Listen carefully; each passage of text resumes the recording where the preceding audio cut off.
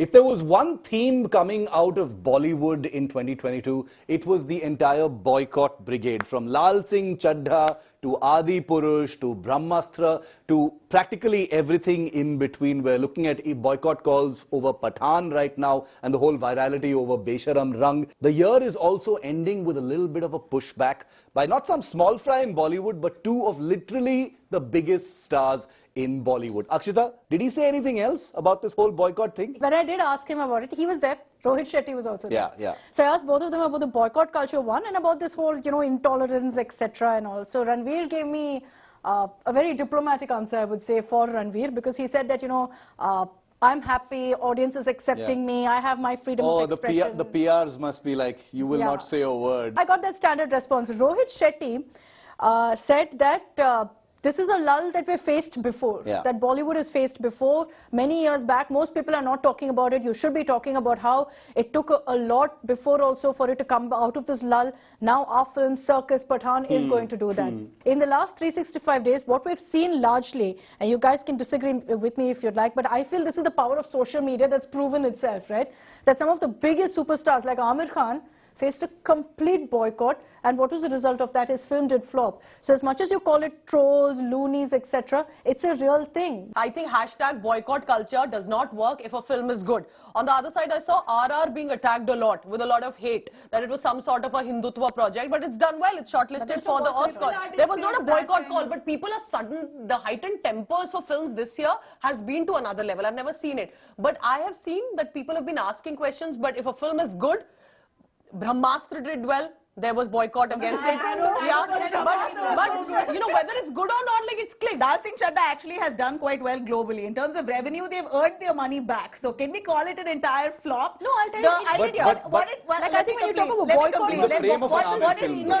see, it does affect initial collection, but at the end of it, if the movie is good, people will eventually go and watch. It's basically any popularity is good popularity. You'll have people come and flock. So wanting attention, Besharam song for its boycott is like, I think 80 to 100 million views for that song, which I did not like. I think it's a cringe-worthy song. It's not worth the controversy of all. But it's got that was a dumb controversy. Let's call it out for what it is. But it's got there can be no disagreement. But my point is there's no controversy. That's precisely the point here, right? Like social media and the power of social media. It's unfortunate that we're seeing this this day and age in our country, that boycott calls have moved from a tool of protest to a tool to bully. And that's not right. That doesn't speak well of our country at all. The Besharam Rang issue, I think we should all agree, is a complete non-issue.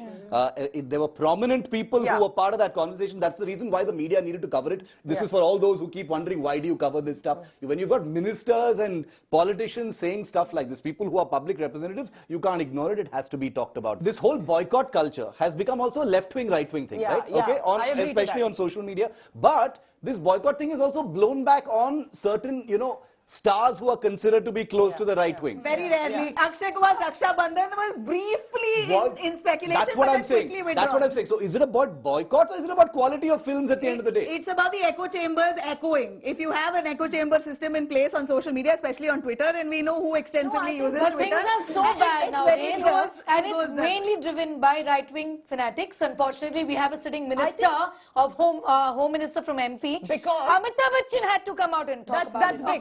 But he was an ambassador for Gujarat and was seen close to Prime Minister Modi, so much for that targeting.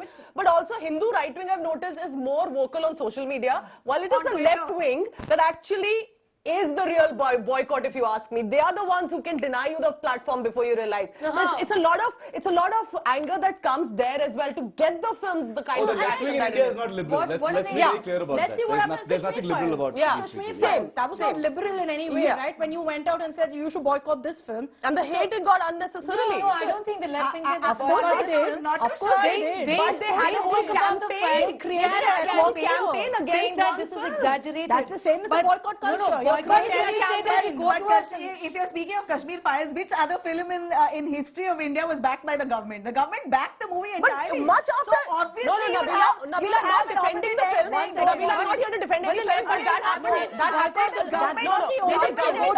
Okay, for that, Arvind Kejriwal is known of making tax-free so many films.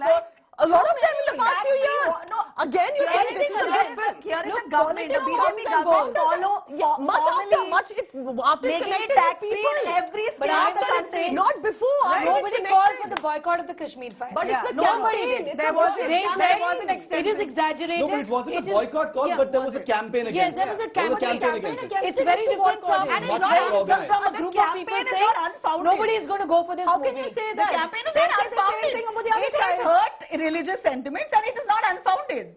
So if it's on the other side, you would say by that logic, they should have how can you say it was unnecessary? You're saying that No, how Kashmir did it files, hurt religious sentiment? of course, it showed one-sided opinion entirely. How did it and show you, one-sided opinion? that's I'll what let you Pooja think. answer this. That's what you Nabila, think. okay, Nabila, That's what you all think. of these are That's what documented you- incidents. If you're See, talking about this one film, by I'm that sorry, logic, if you're heightening sentiments on one end, by it will that hurt the logic, other. Nabila, every film will hurt some sentiment. That's the whole point. So then That's the agree whole to point. disagree. That's No, it. but why So would then I how agree? can you Totally- back it completely saying it was absolutely based on Vivek facts and Agnihotri, records? Because it was. Vivek Agnihotri is going to could be say happy that. all over again that his movie is still being talked about.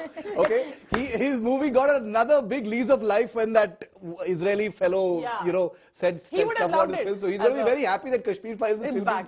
talked about. 2022 recap. And I think that he's making some movie about COVID now. next. Vaccine war. So, oh God, more COVID in our lives.